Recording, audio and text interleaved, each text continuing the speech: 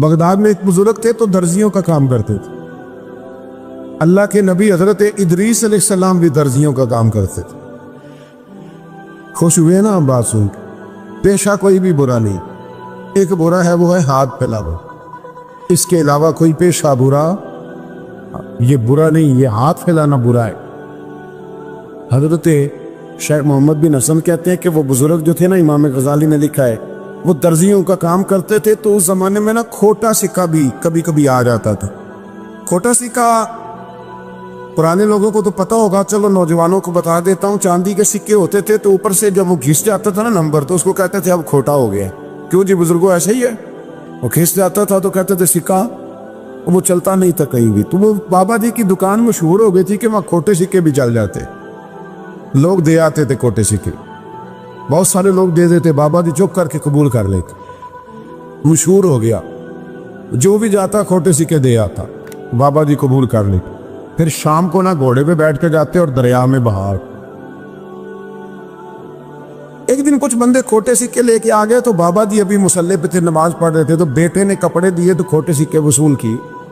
تو وہ کھوٹے سکے دینے والا شخص کھوٹے سکے دے رہا تھا تو وہ بچہ کہنے لگا تم نے بڑی عرصہ بیوقوف بنایا میرے ابا کو، کھوٹے سکے دے لے جاؤ. کہنے لگا تمہیں واقعی نہیں پتہ چلتا کھوٹے ہیں؟ کہا ابا جی کا نہیں مجھے پتا، پر مجھے تو پتہ ہے نا. اور میرا ابا شام کو کھول کے دیکھتا ہے تو پھر جو کھوٹے کھوٹے ہوتے ہیں انہیں دریا میں بہا کے آتا ہے، لے جاؤ اپنے. اتنی دیر میں بزرگ نماز سے فارغ ہوئے، کہنے لگے نہیں نہیں بیٹے رکھ لے، کھوٹے رکھ لے. سننا بات. کہا جناب کیوں؟ فرمانے لگے میں کھوٹے اس لیے رکھ لیتا ہوں کہ لوگوں نے پیسوں میں ملا کے دوسروں کو بھی تو دینے ہیں نا. تو میں چاہتا ہوں چلو باقی لوگ نقصان سے بچ جائیں، ہمارا تو گزارا ہو ہی رہا ہے، باقی لوگ نقصان سے بچ جائیں. اور فرمایا پھر میں شام کو جا کے دریا میں ڈال کے آتا ہوں کہ کہیں میری اولاد بھی ان کو آگے نہ چلا دے.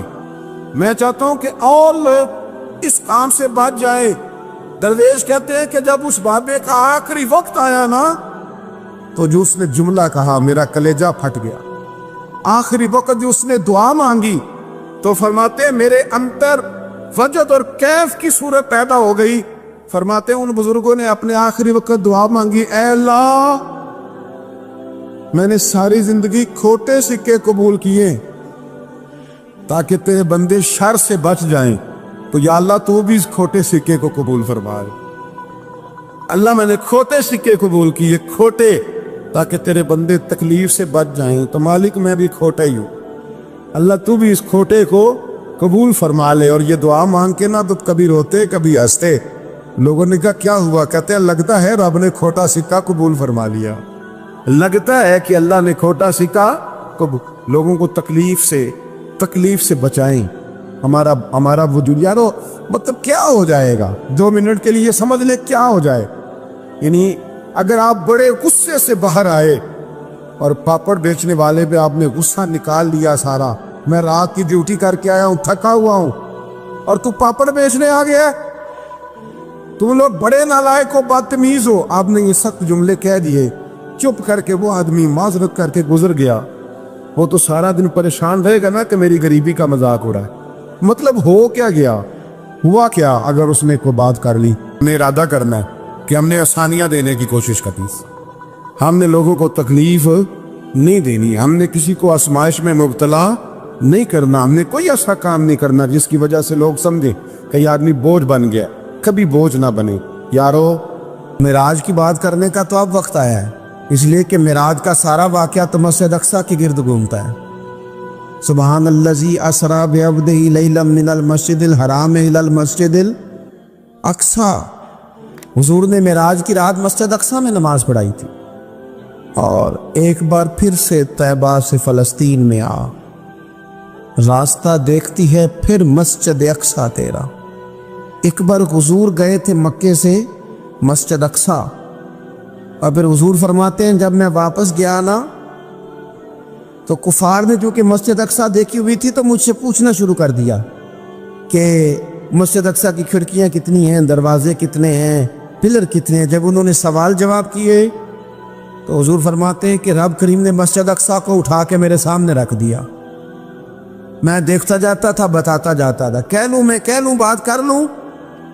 ایک دفعہ حضور مکے سے مسجد اقصیٰ ہے اور ایک دفعہ مسجد اقصیٰ میرے نبی کی زیارت کے لیے مکے گئی، حضور کی زیارت کے لیے مکہ شریف گئی۔ او میرے نبی تو صرف کسی چیز کی طرف ایک دفعہ دیکھ لیں تو وہ رحمت کے پھول کھلتے ہیں۔ مسجد اقصیٰ کی طرف منہ کر کے 17 مہینے میرے نبی نے نماز پڑھی ہے۔ مسلمانوں پتہ ہی کوئی نہیں، ہماری خبریں ہی اور ہیں، ہمارا درد ہی اور ہے، ہمیں پتہ ہی نہیں بم کہاں برس رہے ہیں، ہمیں یہ خبر ہی نہیں۔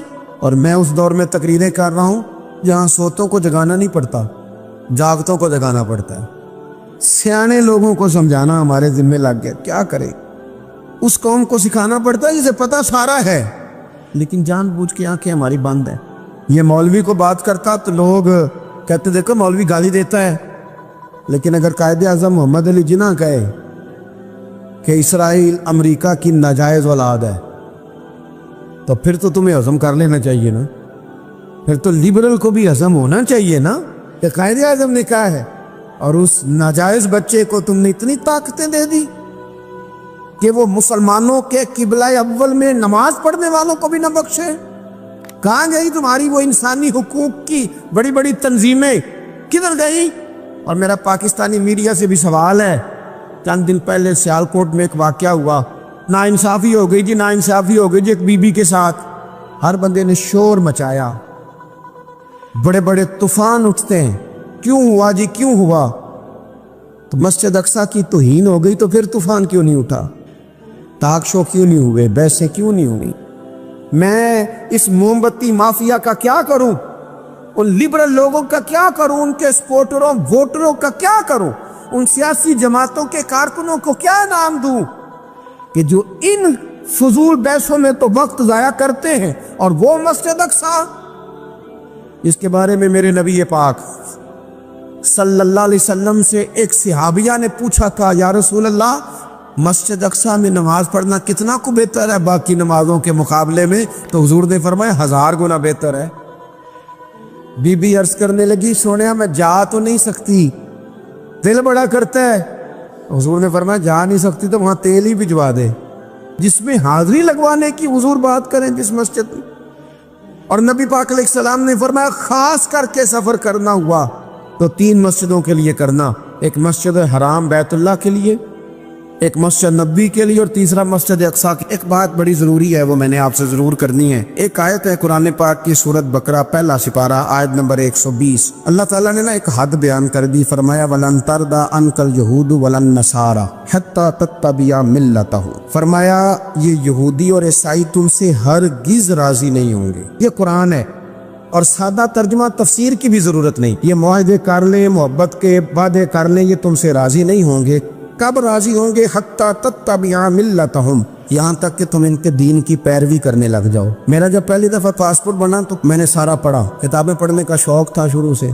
اس کے ہر صفحے پہ لکھا ہے کہ سوائے اسرائیل کے، یعنی آپ پوری دنیا میں یہ سبز ہلالی پاسپورٹ لے کے جا سکتے ہیں، خبردار اسرائیل آپ یہ پاسپورٹ لے کے نہیں جا سکتے۔ یعنی اتنی نفرت کسی ملک سے کہ اس پر لکھ کے چھاپ دیا ہر صفحے پر کہ یہ پاسپورٹ سوائے اسرائیل کے ہر ملک کے لیے کارآمد ہے۔ میرا سوال ہے عرب کے ان لیڈروں سے جنہوں نے اسرائیل کے ساتھ معاہدہ کیا، مجھے بتاؤ تمہیں فلسطین کی بیٹیاں بھول گئی نا ساری کی ساری؟ تمہیں وہ ماں بھول گئی نا جو مسجد اقصیٰ کے دروازے پہ کھڑی ہو کے چیخیں مارتی تھی اور کہتی تھی کوئی علی کو خبر کرو کہ میری بچیاں قید میں؟ اور بھول گئی؟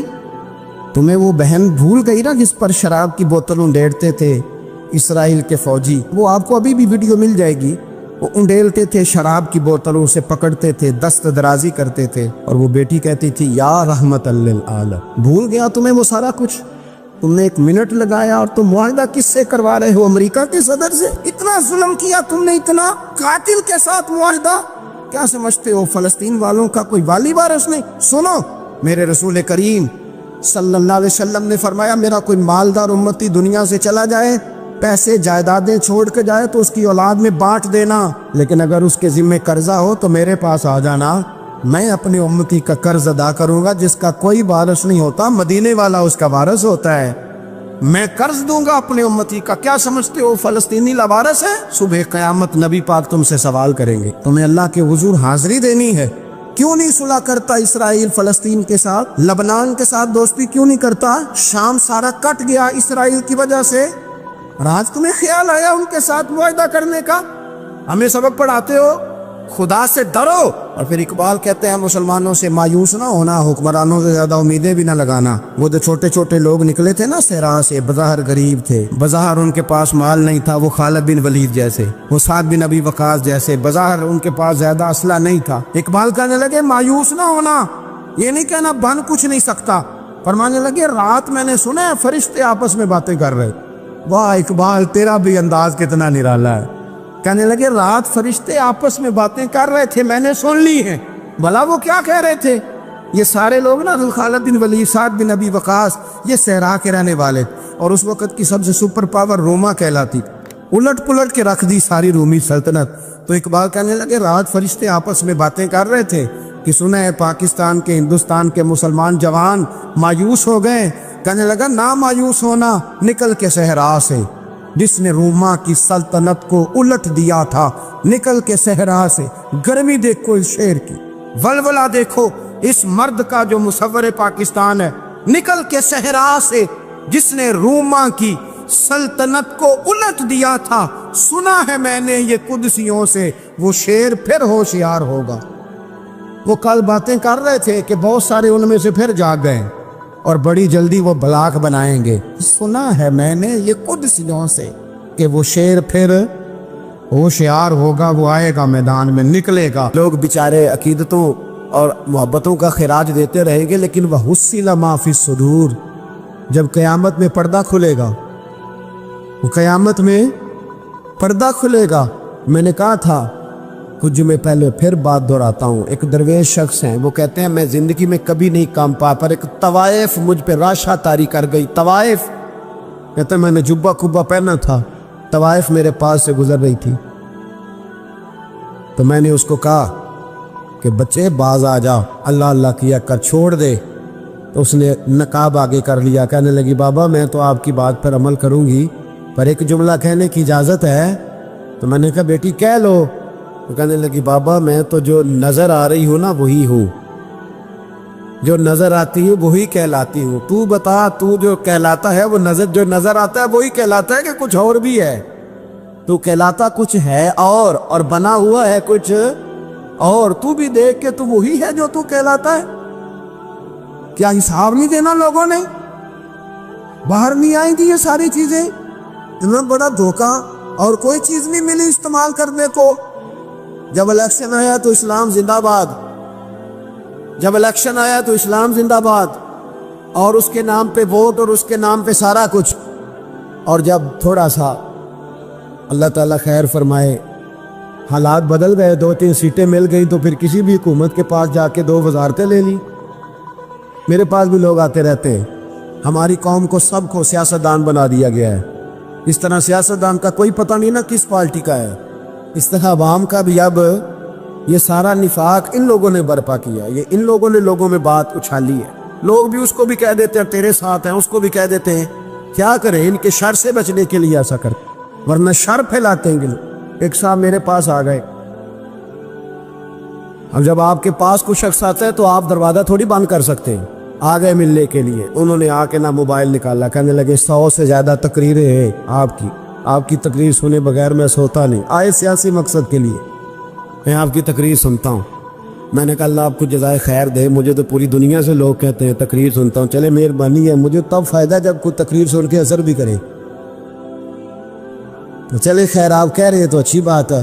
انہوں نے اس پر اور تھوڑا زور دینا شروع کیا، تو کئی دفعہ نا تکلیف ہوتی ہے کہ یار آپ کیا سمجھتے ہیں سامنے والا پاگل ہے، بیوقوف ہے، اور جو ساتھ لے کے آنے والے ہوتے ہیں وہ بھی خیال نہیں کرتے ہم کیا کہہ رہے ہیں۔ آپ پاگل سمجھ رہے ہیں سامنے والے کو کہ آپ جھوٹی تعریف کریں گے سامنے والا مان جائے گا؟ ڈرنا چاہیے اللہ تعالیٰ سے۔ یہ بڑی تقریر، جو آپ نے ایک موقع پہ کہا تھا، میں نے اسے کہا، میں نے کہا صاحب آپ نے 10 دفعہ کہا ہے تو میں نے سن لیا ہے، لیکن مجھے 1% بھی خوشی نہیں کہ آپ مجھے سنتے۔ یہ کام آپ الیکشن کے بعد آ کے میرے ساتھ کرتے تو مجھے بڑی خوشی ہوتی، مجھے تسلی ہوتی کہ آپ واقعی مجھے سنتے ہیں۔ یہ کیا بات ہوئی؟ پتہ نہیں اب آپ کس کس کو جا کے یہ کہیں گے، کس کس کے ساتھ آپ یہ زاویہ نگاہ لگائیں گے جو تجھے دیکھ کے پھر کسی اور کو بھی دیکھے۔ जो तुझे देख के फिर किसी और को भी देखे, तमाशाई है वो, तालिबे दीदार नहीं। तो मैंने कहा आप तमाशाई बन के ना आए, मेहरबानी फरमाए, जाएं कहीं और जाके। क्या समझा लोगों ने, जिस तरह का मूड आएगा जिसके साथ आप जाएंगे।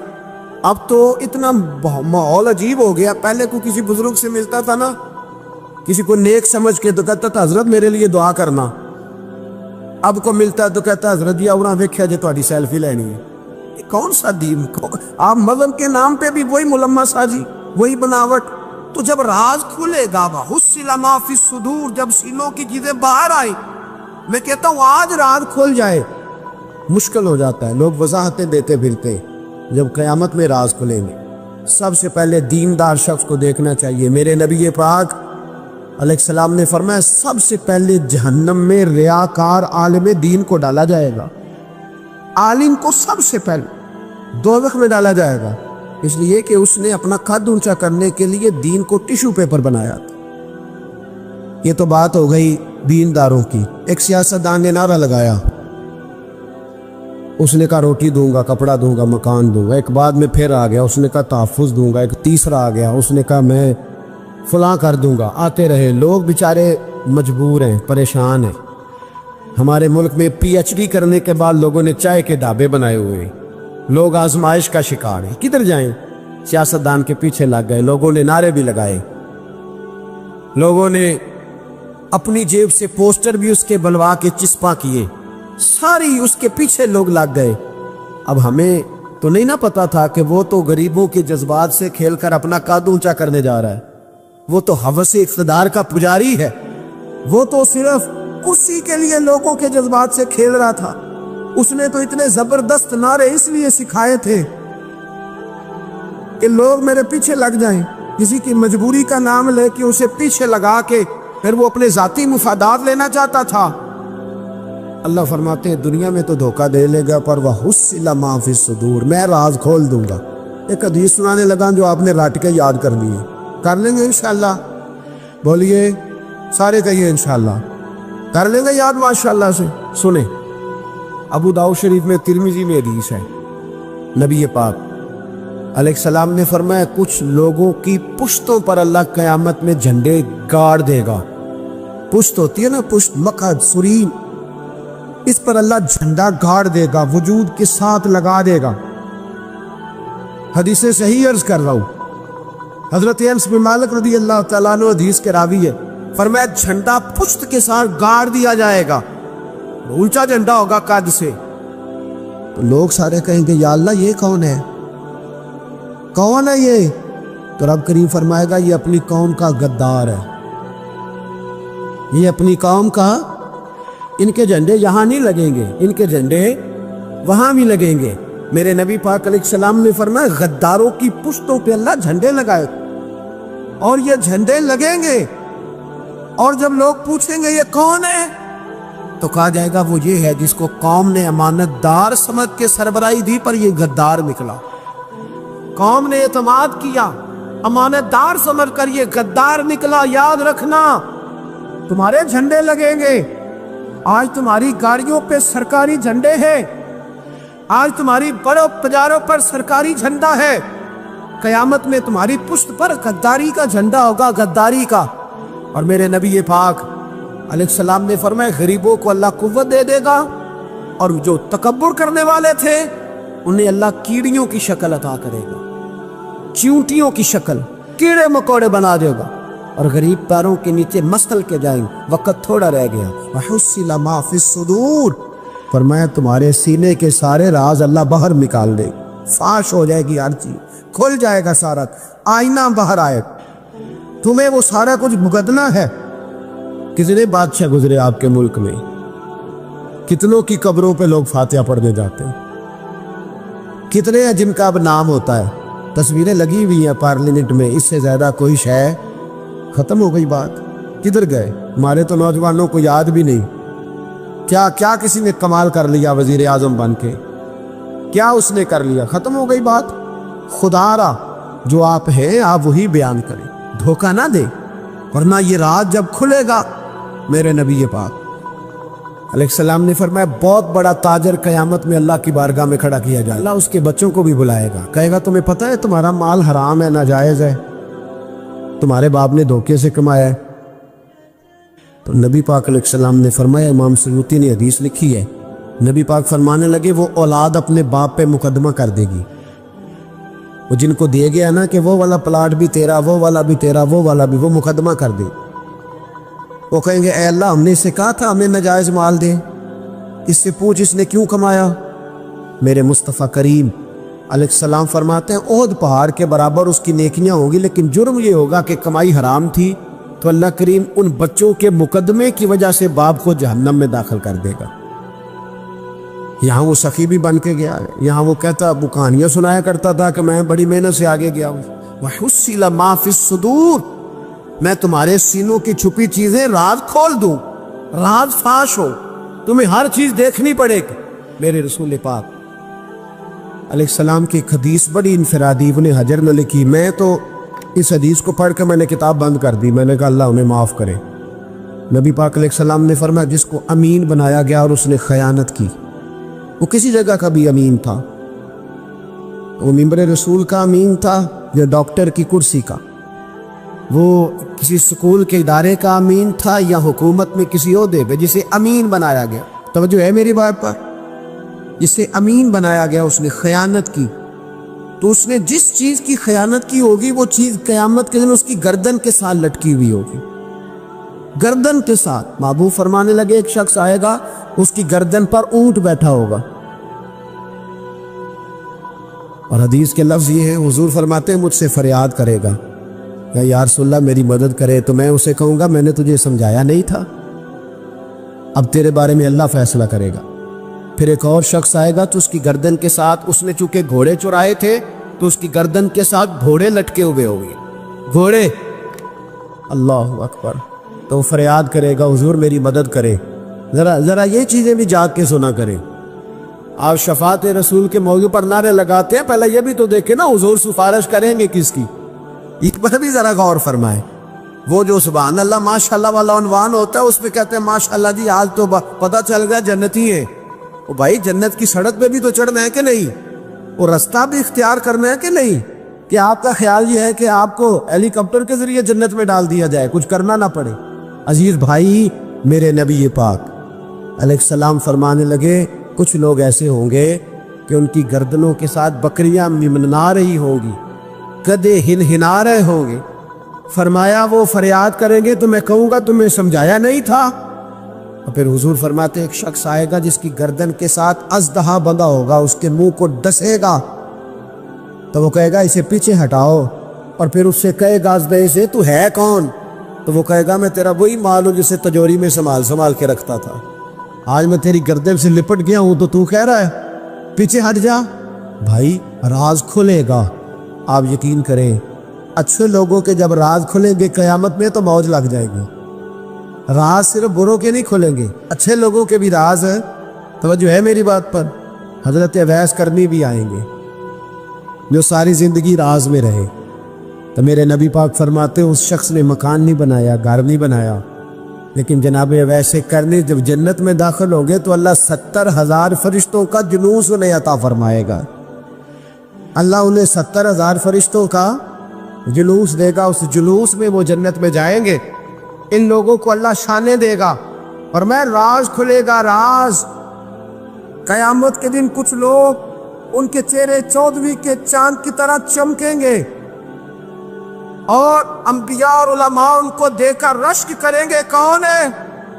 میرے مصطفیٰ کریم علیہ السلام فرماتے ہیں رب کریم فرمائے گا یہ میرے محبوب کی امت کے وہ نیک لوگ ہیں جس سے بھی محبت کرتے تھے اللہ کی رضا کے لیے کرتے تھے، اور جس سے بھی انہوں نے زندگی میں دشمنی رکھی صرف ہے اللہ کی رضا کے لیے۔ اب یہ اللہ کی رضا والا معاملہ کہاں تھا ان کے سینے کے اندر، اس کی جزا انہیں قیامت میں ملے گی۔ کچھ لوگوں کا راز کھلے گا، انہیں بڑا لطف آئے گا۔ جوانوں، سادہ زندگی آسان ہوتی ہے، یہ جو زیب و زینت والی زندگی ہے یہ مشکل بڑی ہے۔ آپ یقین کریں جن لوگوں نے کپڑے پہننے ہیں نا پردے کے لیے، وہ بڑے سوکھے ہیں، جو بھی مل گیا پہن لیا، اور جنہوں نے دکھانے کے لیے پہننے ہیں وہ بڑی مصیبت ہے کہ یار میں نے اتنا مہنگا جوڑا پہنا ہے کسی نے تعریف ہی نہیں کی. کوئی تعریف کر دے تو پھر کہتے ہیں دیکھا نا آنکھیں چندھا گئی نا دیکھ کے, اور نہ کرے تو کہتے ہیں جل ہی گیا ہے پورا, ایک جملہ نہیں بول سکا. چونکہ مزاج ہے نا, یہاں جو آدمی کھیت سے اٹھ کے آیا ہے نا چارہ کاٹتا, تو اس کو جہاں بھی موقع ملے گا اس نے بیٹھ جانا ہے, جمعہ پڑھنا, نکل جانے. اور جس بچے نے 4-5 ہزار بالوں والوں کو دیا نا, سیدھے کر دے ذرا میرے, وہ بڑا پریشان ہے کہ میں نے اتنی محنت کی ہے کسی بندے نے دیکھا بھی نہیں. سادہ زندگی آسان ہوتی ہے, بندہ سوکھا رہتا ہے. اور جو تکلفات والی زندگی ہے, لوگ تعریف کریں, لوگوں سے کچھ, وہ مشکل ہے. حضرت مولا علی اتنی حکمت, اتنی دلیری, اتنے بڑے آدمی, لیکن ایک دن نا نبی پاک صلی اللہ تعالیٰ علیہ وسلم کو پتہ چلا کہ حضرت فاطمہ زہرا میں اور جناب علی میں کسی بات میں رائے کا اختلاف ہوا ہے. تو حضرت علی ناراض ہو کے چلے گئے, حضور ڈھونڈنے نکلے, یہ بخاری میں موجود ہے. سرکار ڈھونڈنے نکلے تو دیکھا کہ حضرت علی نا مسجد نبی کے ساتھ ننگی زمین پر ایک چادر بچھائی تھی. تو وہ جب سوئے حضرت علی تو آپ نے کروٹیں بدلی تو چادر بھی تھوڑی سی رکھ گئی, تو سارے کپڑوں کو مٹی لگی ہوئی ہے, اور آرام سے حضرت مولا علی شیر خدا آرام کر رہے ہیں. میں جوانوں آپ سے کہتا ہوں یہ زندگی سوکھی ہوتی ہے. میں نے کھیت کی وٹ پہ, بننے پہ, کھیت کے کنارے پہ کسان سوتے ہوئے دیکھے ہیں, اور میں نے 1.5 کروڑ کی گاڑی میں نفسیات کے ڈاکٹر کے پاس بیٹھا وہ شخص دیکھا ہے جو کہتا ہے پتہ نہیں کیا بات ہے, نیند کیوں نہیں آتی. وہ زندگی آسان ہے, اس میں تھکاوٹ ہوئی ہے, بندہ سو گیا جہاں جگہ میں نہیں, سو گیا. اور کچھ تڑپ رہا ہے کیونکہ وہ عادی ہو گیا ہے, یہ 2 منٹ کے لیے بند ہو گیا ایسی, تو وہ گیا. حضرت علی وہاں آرام سے, سارے کپڑوں کو مٹی لگی ہے. میں مولا کائنات کی بات کر رہا ہوں, میں شیر خدا کی بات کر رہا ہوں, میں اسد اللہ کی بات, امام المشارق والمغارب کی بات کر رہا ہوں. حضرت مولا علی اور زمین پہ, سنگیو زمین پہ آرام سے سو رہے ہیں. میرے محبوب گئے اور جا کے فرمایا یا ابو تراب, او مٹی والے اٹھ جا, کپڑوں کو مٹی لگی تھی نا, مٹی والے اٹھ جا. لفظ کیا, یا ابا تراب, او مٹی والے.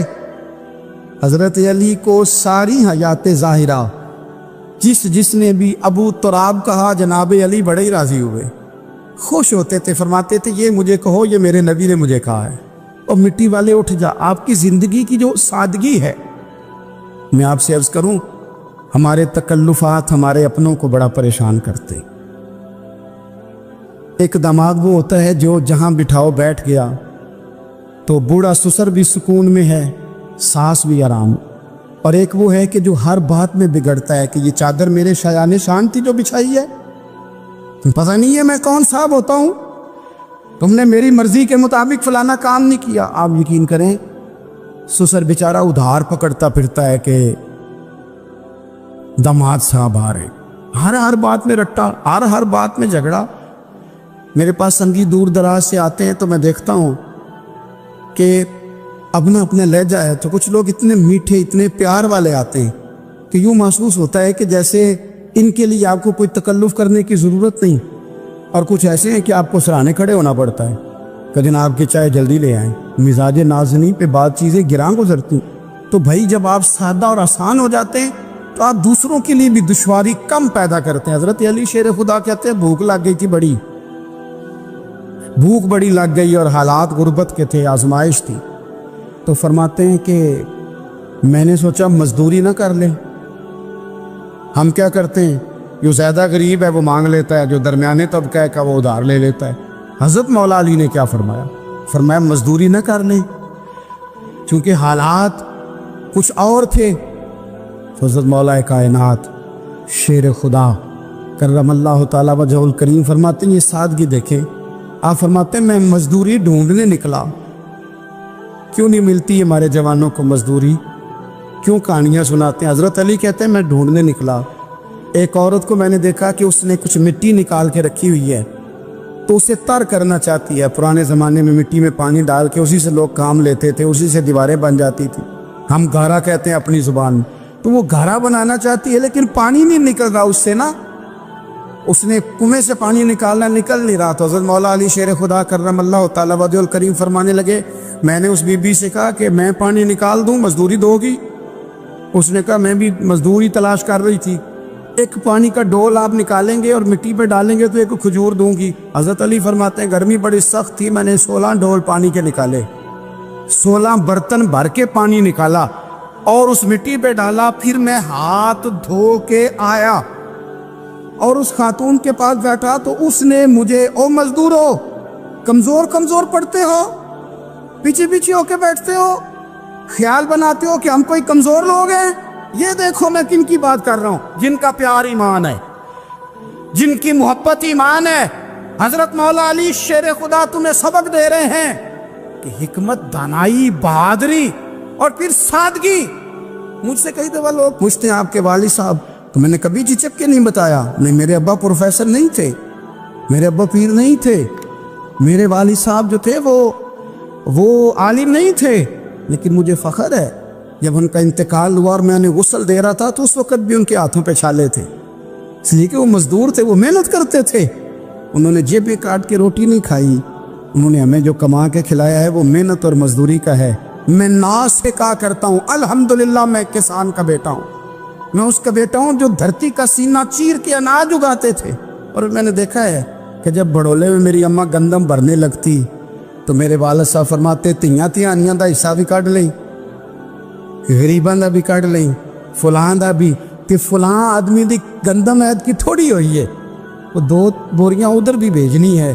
تو وہ جو غریبی کی سخاوت تھی اور وہ جو سادگی کی سخاوت تھی، اس کے اندر جو رانائی تھی اور اس کے اندر جو جذبہ اور شوق تھا، مزدور کا بیٹا پیچھے پیچھے جاتا ہے اور وہ گھبرا کے زندگی گزارتا ہے، تمہیں تو سر اٹھا کے جینا چاہیے۔ اس لیے کہ حضرت مولا علی شیر خدا کہتے ہیں میں مزدوری کر کے کھجوریں کما کے لایا، اور لا کے نہ تو میں نے اکیلے نہیں کھائی وہ، کیونکہ قحط کا دور تھا، حالات اور تھے، فرماتے لا کے حضور کو پیش کی۔ میں نے کہا حضور یہ کھجوریں ہیں، تو کریم نے پوچھا کہاں سے آئی ہیں؟ میں نے عرض کی حضور بھوک بڑی لگ رہی تھی تو مزدوری کے لیے نکلا، تو ایک عورت نے اپنے مٹی کو پانی لگانا تھا تو میں نے محنت کر کے یہ 16 کھجوریں کھائی ہیں۔ تو کہتے ہیں حضور زمین پہ بیٹھے تھے، مجھے بھی ساتھ بٹھا لیا، کھجوریں ہم نے وہاں رکھ لی، بڑے شوق سے میٹھی میٹھی باتیں بھی ہونے لگی۔ یہ تو جو لوگ روز کھاتے ہیں نا گوشت، وہ تو نخرے کرتے ہیں، کہتے ہیں وہ جناب یہ چیز مجھے ہضم نہیں ہوتی، کولیسٹرول ہے فلان، پیچھے لے جاؤ پیچھے۔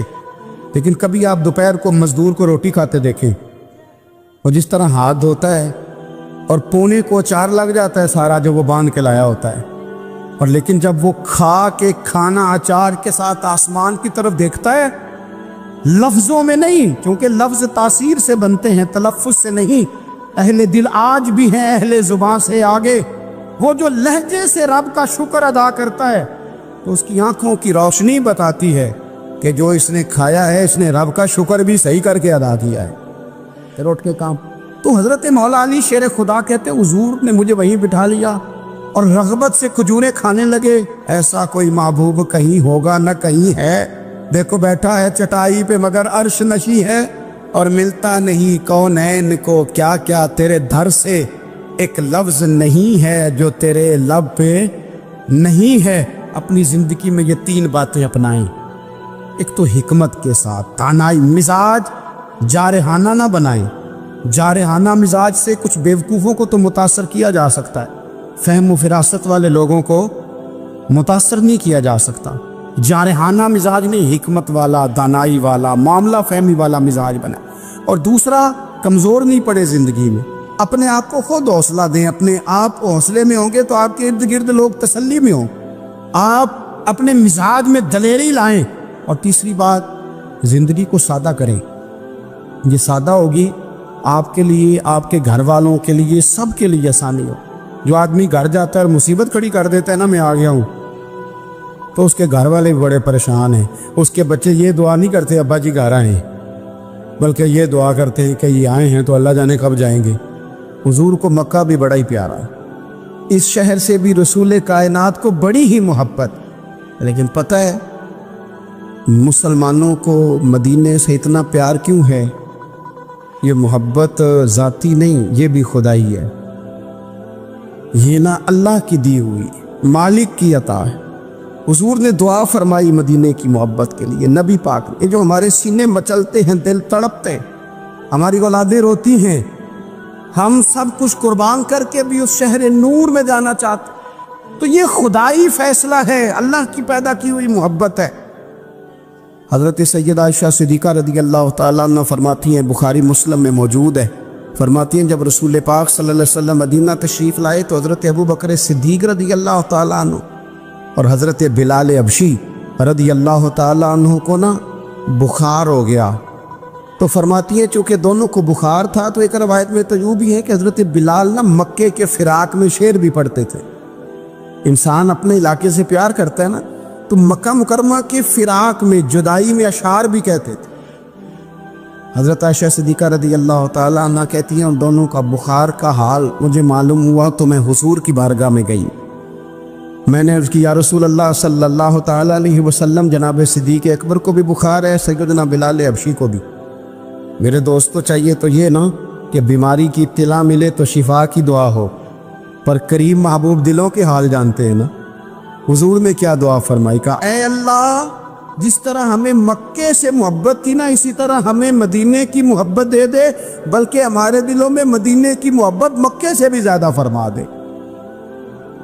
یہ دعا حضور نے مانگی تو مومنوں کے دلوں میں پیار ہے مدینے کا، یہ نبی پاک نے مانگا اللہ سے، دلوں میں پیار ہے، دل کھچے چلے جاتے ہیں جنہوں ویک کے ٹھر دیاں اکھیاں نے، جنہوں ویک کے ٹھر دا سینہ ہے، ربا تیری ساری خدائی ہے پر ایک ہی تے شہر مدینہ ہے، ربا تیری ساری خدائی چ ایک ہی تے شہر مدینہ ہے، تیری ساری خدائی چ ایک ہی تے شہر، جنہوں ویک کے ٹھر دیاں اکھیاں نے، جنہوں ویک کے ٹھر دا سینہ ہے، ربا تیری ساری خدائی ایک ہی تے شہر مدینہ ہے۔ رسول پاک صلی اللہ علیہ وسلم نے دعا فرمائی، اللہ ہمارے دلوں میں مدینے کی محبت پیدا فرما دے، اور پھر فرمائے اے اللہ مدینے کو صحت مند شہر بنا دے، اور فرمائے اس بخار کو نا یہاں سے منتقل کر دے، جوفا کی طرف بھیج دے، اس بخار کو نکال دے، اس کو صحت مند۔ یہ کچھ دن پہلے نا عالمی ادارہ صحت نے رپورٹ جاری کی، یہ عالمی ادارہ صحت نے دنیا کے سارے شہروں میں صحت کے لحاظ سے سب سے زیادہ بہترین شہر رسول ہے، مدینہ منورہ ہے، مدینہ منورہ ہے۔ ہم عالمی ادارہ صحت والوں سے کہتے ہیں تم رپورٹ نہ بھی نہ جاری کرتے، تم نے تو آج رپورٹ جاری کی ہے نا، تو یہ رپورٹ تو فرشتوں نے پہلے بنا دی تھی، اس لیے کہ حضور نے دعا کی تھی اللہ مدینے کو صحت والا شہر بنا دے۔ وہاں تو بڑے بڑے بیمار جا کے ٹھیک ہو جاتے، بڑے بڑے کمزور جا کے تندرست ہو جاتے، بڑے بڑے بوڑھے جا کے لگتا ہے توانا ہو گئے۔ وہ تو شہر ہے، کیا باتیں ہیں اس شہر کی۔